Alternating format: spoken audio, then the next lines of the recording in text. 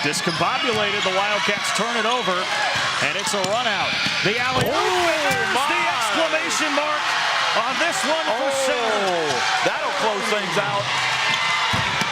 The three in and out at the buzzer, but how about that? Center with a 10-point win, capped off by the monster jam, courtesy of Darrell Wright. Devaney drives in, kick out. Green needs to get it up, spins, fires. Oh, got it! Whoa. He got it! He got it! Is it a 3 or a 2? Is it a 3 or a 2? Brennan Scanlon says it's a 2. The officials say it's a 3, and we are going to overtime. Not enough on that one, and the rebound to Richardson. He wants to run, gets all the way to the cup, and Richardson finishes. Oh, again, you got to get the ball stopped in transition. Again, Richardson coast to coast for 2. And showtime for Abaji, who throws it down. After a slow start with foul trouble, and there's Nene Taylor poking it away at midcourt. How about the Kansas State defense here, taking over this game and pushing it to a 15-point Wildcat lead. Able to hit for the first time that 20-point mark. And Wiesman left all alone. Another 5 3-pointer game for Kindred Wiesman, who's all smiles heading back down the floor. Coming down to crunch time. The Cable Dahmer shootout. Blue Valley in need of a hoop. There's Devaney again. He has been the man for the Tigers this afternoon. Oh, that was a good... And that is bad news if you are Torrey Head and Hayden. Your star picking up number 3. So Harvey goes to the bench with Hayden now down 8. And trailed by as many as 11 in this game, but they had it back to a 1-possession game at halftime and here in the third quarter. And you would think that Hayden would really have a strong zone attack, a lot of shooters on the perimeter, but again, this center zone has really bothered them here in the third quarter. And Hanukkah throws it away. Right on the move, to the basket, lays it in. My man crossed over right to left, left hand finish off the board. 10-point lead here for the Center Yellow Jackets. 11 in the contest for Darrell Wright. And you see why he is described by Liddell Wooten as the go-to player for this Center Yellow Jacket squad. Again, he looks so confident in transition. His head to head, knowing he can get to the rim with his left hand. Nice finish there. Again, center plays with a lot of emotion. Coach Wooten's an emotional coach. Talks a lot about what he wants to do in the program in his second year. Very faith-filled young coach who's got his team playing great here in the third quarter. He spent 5 years as the junior varsity coach at center before stepping in to the head role last year and took the Yellow Jackets to a 21-7 season where they won both the league and district title. And despite all the personnel issues they've had so far this year, 2 football players not coming out for basketball, an ACL injury to the starting point guard. Center looking good, trying to win game number 5 early on in the year. Torrey Head trying to get Hayden rolling as well. They had it to a 25-23 game at halftime, but Center has seized control with a 37-27 lead about the midway mark here of quarter number 3. Now, Coach Head wants his team to dribble less, pass the ball more, move, set better screens. Again, this zone offense attack leaves a little bit to be desired. A little too aggressive on the perimeter is Teray Winfrey. Now Winfrey has 3, both Harvey and Winfrey, the 2 players in foul trouble on either side in the game right now. And Winfrey really made a strong contribution today defensively. A nice, solid player. Again, steal there, pushing it up in transition. Pass tipped away. Winfrey with an ill-advised pass in transition, and now run out for Harvey. He will have it stopped emphatically, but a foul called. Washington, no easy buckets. Coming back to get Harvey from behind. Oh, 2 fantastic athletes out in transition. I'm sure Harvey's getting ready to throw one down, and you'll have some. But again, number 11, Isaiah Washington. Got the block up top, a lot of body down low. Clipped him with the body first, and he will get his second personal foul because of it. And Harvey, nothing but net on the first free throw. He's perfect at the line tonight, now has 14.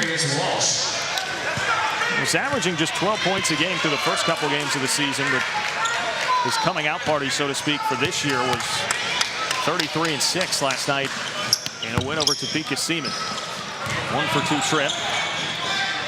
Rebound tracked down in the corner by Wright, who's been everywhere here in the third quarter. Spiller lost the handle. He'll find his point guard, Walsh.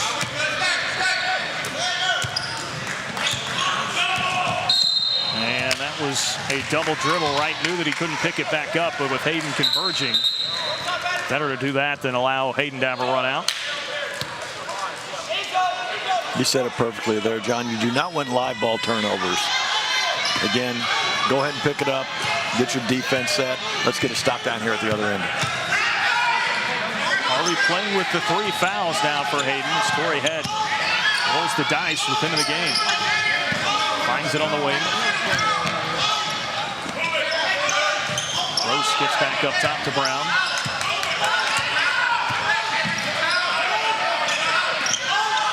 Now Hanukkah. And a reach-in foul going against the Jackets.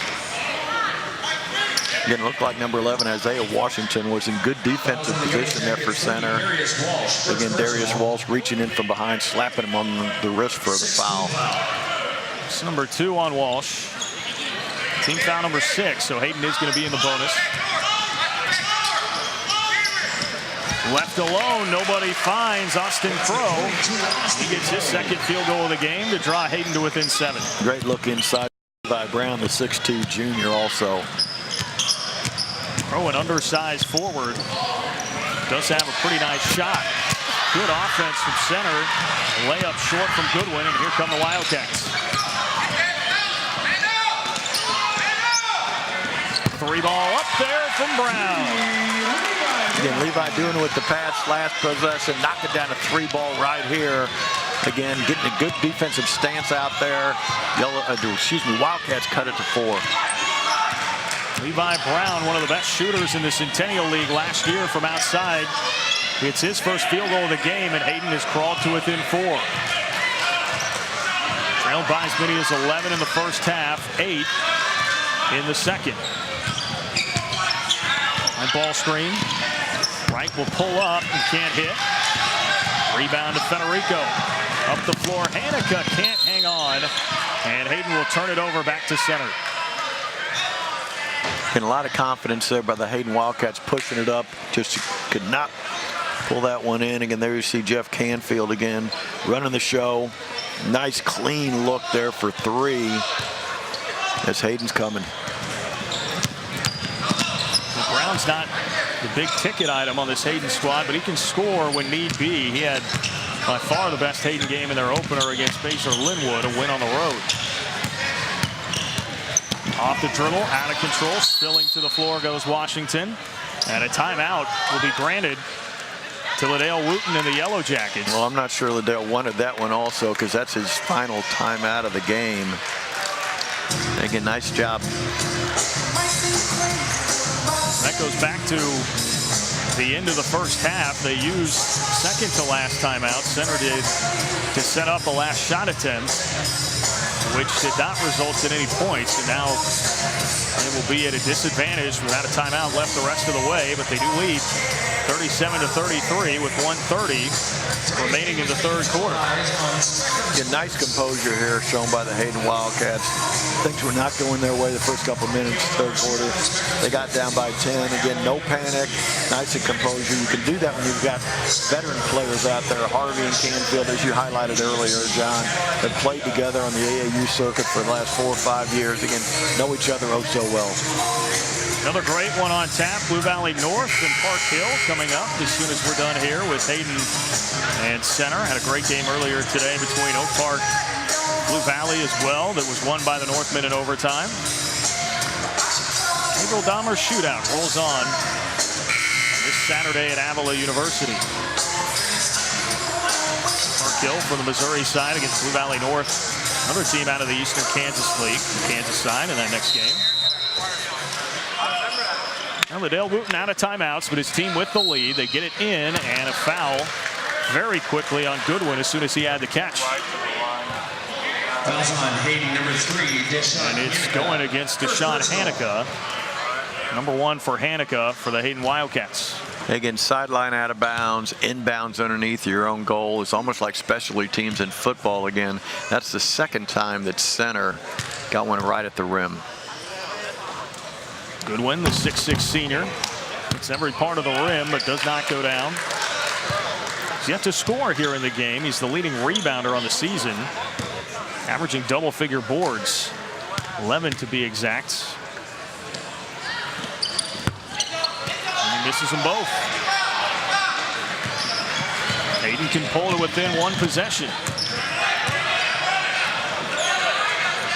Center has had control for the majority of this game, but they have not been able to run and hide yet from a talented Hayden squad.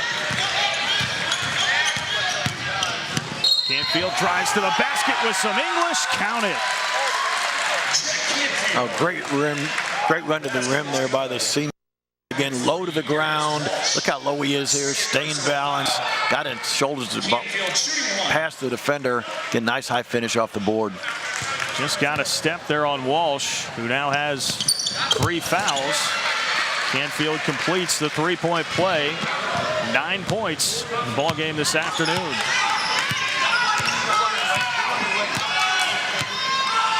Under a minute to play in the third. Center had an 8-point lead earlier this quarter. It has dwindled down. They love a shot in the arm here before the fourth. Spiller, tough shot, and it goes down. You gotta love Spiller's juice. He's perilous in there.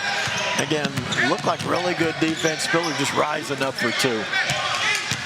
Back out to 3. Kick to the corner. Brown won't get another one. Weak side rebound to center. This is where they thrive. Walsh, a lot of contact, no foul, but the stick back goes in there for Wright, who leads all Yellow Jacket scores with 13. Oh, Darryl Wright, great motor, runs the court both ways, got all the way down there, takes the offensive board home to open things back up to 5. Can't leave Brown that open, and he makes the Yellow Jackets pay. With 1 second left in the third quarter, it's back down to a 2-point game.